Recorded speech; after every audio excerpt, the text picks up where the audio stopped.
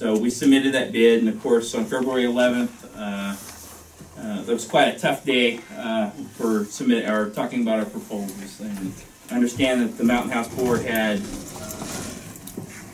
quite a lot of information in a short period of time. I think it was a lot to digest, and knowing that even our boards had these situations where there's a lot to digest, it can kind of take an impact on you. So initially the board opted, if we could stay in the game, or at least have an idea that we're going to stay in the game a little bit until they could renegotiate with Tracy Rule in regards to the contract. The vote went through to renegotiate. We took some consideration time. After a little bit of thought, I started thinking, is this something that I'm going to have to bring back to the board, and is this something we really want to engage in? I think we had a lot of questions. There was a lot of uncertainty, and I think a lot we just didn't get a chance to, come back up to the board and because there were a lot of things that were said. I mean, there was a lot of negative things, there were some positive things. I take it with, I understand it's dealing with people's livelihoods, so things are going to be said, things are going to happen. But I did want that other opportunity to actually go back up and speak to the board on what we proposed, because I thought it was a fair proposal. I mean, I understand their point too. If Mountain House would like to partner with us and move forward on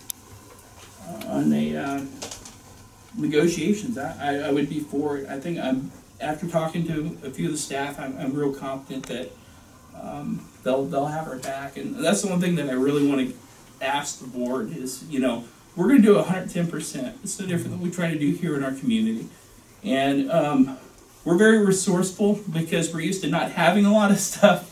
So finding things, doing the grants, finding stuff from other agencies that are that they're surplusing. We have an engine out here we got from the feds for free. We put $3,000 into it, and I rewired a lot of things. I fixed a lot of things so that we wouldn't have to send it to a shop. And now we have a great our grass rig, and it's a little bit older, but it serves its purpose. And those are things that I like to do for the communities. You want to open it up? I just wanted to thank all the members of Mountain House. I was able to listen to part of the meeting, but somewhere when it was opened up to public, somewhere in my satellite or something, it got cut off, and probably this as well. Yeah. But I just want to reiterate on this one here strongly. I've said it to a lot of people, and this chief that we have here, in his tenure here, has done an outstanding job. And I've been with the district for 50 plus years. I've seen a lot of changes, a lot of good and a lot of bad, mostly bad, but a lot of good now. And like I tell him, he's a good friend because I knew him when he was in high school, but he's got my eyes on him. I trust him with my wallet, truly, but that said, we'll open it up. Go from here. All right. Okay. Chairman Pico, members of the board, Chief Dwala, Assistant Chief Manding. My name is Dr. Andy Hsu. I'm the president of the Mountain House CHD Board. With me tonight actually is our entire board. To my right is Director Steve Gutierrez, Director Brian Lucid, where are you? Director Bernice Tingle, and Director Jim Lamb. Also with us is our General Manager, Mr. Patterson, who just started 6 weeks ago, like you said. As you know, some of you watched the meeting, our board voted last night in our special meeting, to end negotiations with Tracy Rural, and we authorized our General Manager to begin negotiations with French Camp.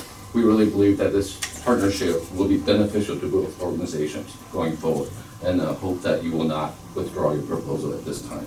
If you have any questions for me or any of my directors or my general manager, we would love to answer them right now. At this time, I'm good.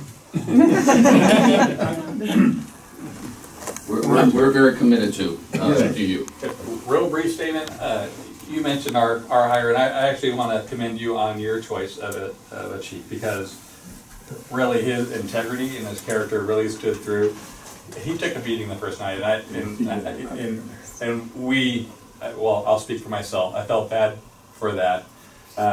Tracy took a beating maybe back the other way from us, and I'll just say for my part, maybe I would have voted a different way that first night, but it is what it is. But I will pledge my commitment to being a partner with you folks.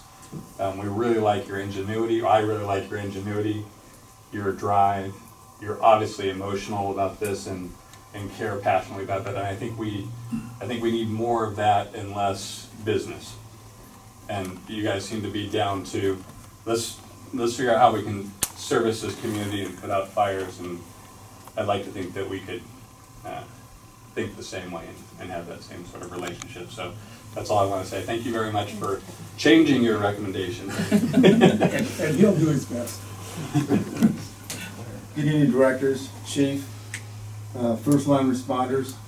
I just want to say that, chief, I have no doubt from the day that you did that presentation with the RFP to the day that we met the first time, and we take responsibility for the first answer. But again, sometimes fog does cause some deception of decision making. But we were able to reset ourselves. How many of you watched the Super Bowl game? Right. Okay. Right. So that was a crazy game, wasn't it? Seattle and who was that other team? But the ball was on the line, right? And so I felt like the ball was on the line, and then all of a sudden they didn't send Skittles and luncheon, right? Which would have been the normal course of action for that game.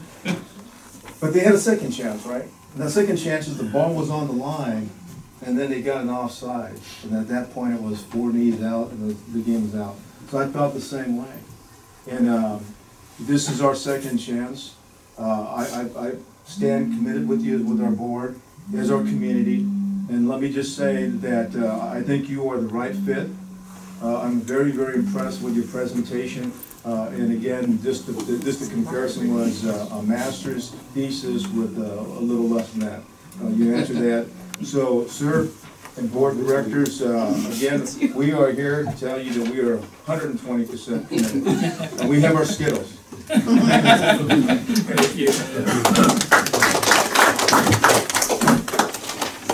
I just say the chief is exactly what we need in Mountain House, and I promise you I'll back him up. Well, I got a question for you. Sure. In watching that meeting, why was it that they kept you out of the picture so much? We don't. He's new. We don't let him talk. They kept my view was to the left, you were to the right. And about every 15 minutes, he hasn't shaved yet. We go through a lot of cameras. I break them. I don't know why. Thank you. I just want to say, I'm a Mountain House resident, and I know you got beat up, but a lot of those people weren't from Mountain House. So please know that that is not the sentiment of a lot of people in Mountain House. And I also do the recreations for the CSD, so I'm really looking forward to doing the educational and bringing out the department to help out with the different events in the community. So We look forward to that. yes. on a quick note, there was a lady that spoke. She's over here. He's right over there. I just want to give her a round of applause.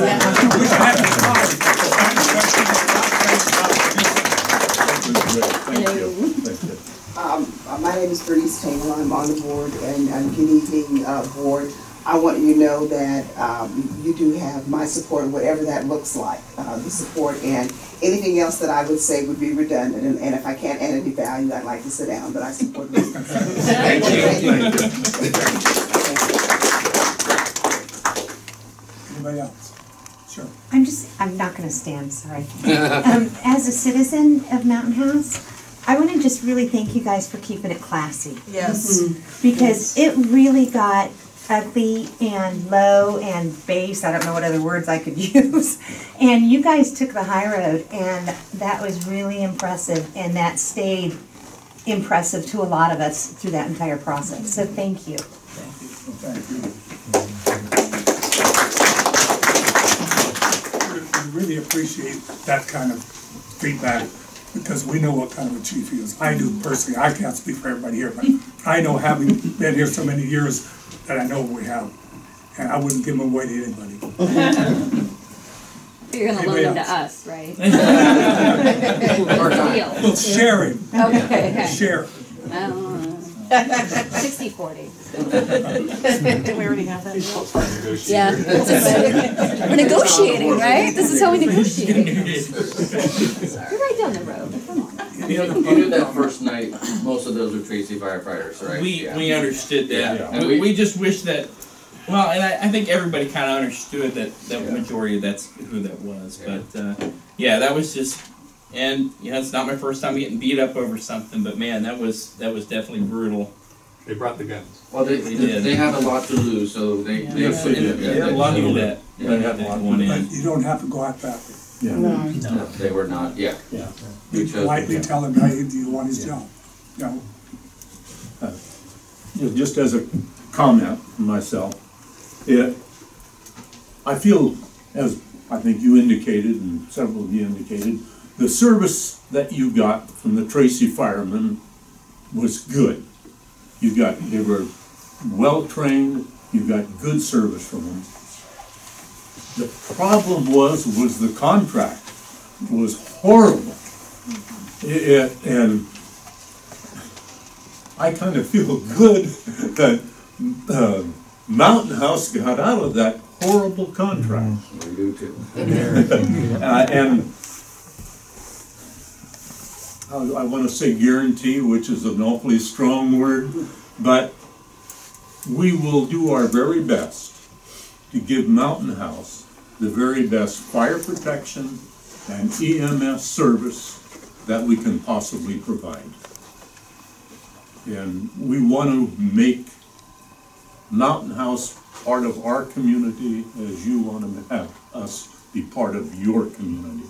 And we hope to have a lot of community interaction with our people at your station.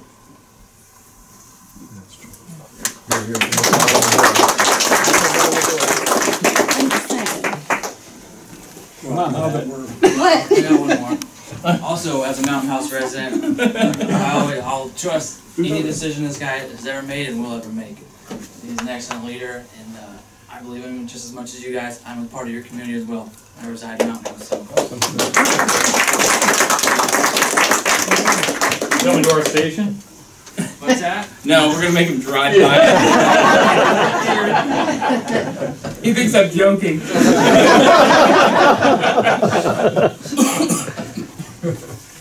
how the fire department, the building was given over to them. It was terrible. And I don't hope nobody's on the board today that was on there, because I don't want to step on any toes. We didn't have a board. I don't know what the board was thinking about when they did something. The county did that. No, when they did that, there weren't any residents in Mountain House. The county board, the San Joaquin County Board gave away the station. Is that right?